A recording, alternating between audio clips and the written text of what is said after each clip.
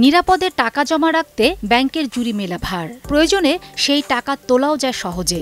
সে কারণে ব্যাংকের বিকল্প তৈরি হয়নি আজও। মজার ব্যাপার হলো, লন্ডনে রয়েছে এমন এক ব্যাংক যেখানে টাকা নয়, রাখা হয় গাছের বীজ। নাম রয়্যাল বোটানিক গার্ডেন্স কিউ। দীর্ঘ ২৫ বছর ধরে পৃথিবীর বিভিন্ন প্রান্ত থেকে হাজার হাজার বীজ জমা রাখা হয়েছে এখানে। মূলত লন্ডনের সরকারি উদ্ভিদ গবেষণা ও শিক্ষা প্রতিষ্ঠান রয়্যাল বোটানিক গার্ডেন্স। এ প্রতিষ্ঠানের উদ্যোগে ২০০০ সালে শুরু হয় মিলিয়াম সিড ব্যাংক প্রকল্প। মোট ১০০টি দেশের ২৭৯টি প্রতিষ্ঠান অংশ নেয় এই প্রকল্পে। পৃথিবীর বিভিন্ন প্রান্তে থাকা নানা প্রজাতির গাছের বীজ সংগ্রহ করা হয়। তারপর বিশেষ প্রক্রিয়ায় সেই বীজ সংরক্ষণে রাখে সিড ব্যাংক। উদ্দেশ্য, কোনো মানব সৃষ্ট বা প্রাকৃতিক কারণে উদ্ভিদের প্রজাতি বিলুপ্ত হয়ে গেলে যেন সেই ব্যাংকে থাকা বীজ থেকে চারা উৎপাদন করা যায়।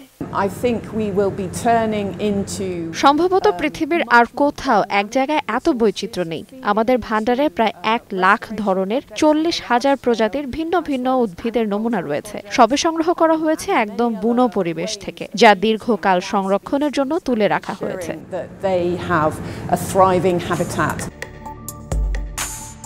প্রতিটি ভূগর্ভস্থ বল্ডের আকার ৯০০ বর্গমিটার। -20 ডিগ্রি তাপমাত্রায় বীজগুলো রাখা হয় বায়ুরুদ্ধ কন্টেনারে। ফলে এগুলো শতাব্দী থেকে শতাব্দী পর্যন্ত টিকে থাকতে পারে। ভবিষ্যতে বড় ধরনের কোনো দুর্যোগ দেখা দিলেও মিলেনিয়াম সিড ব্যাংকে থাকা বীজ থাকবে একদম অক্ষত।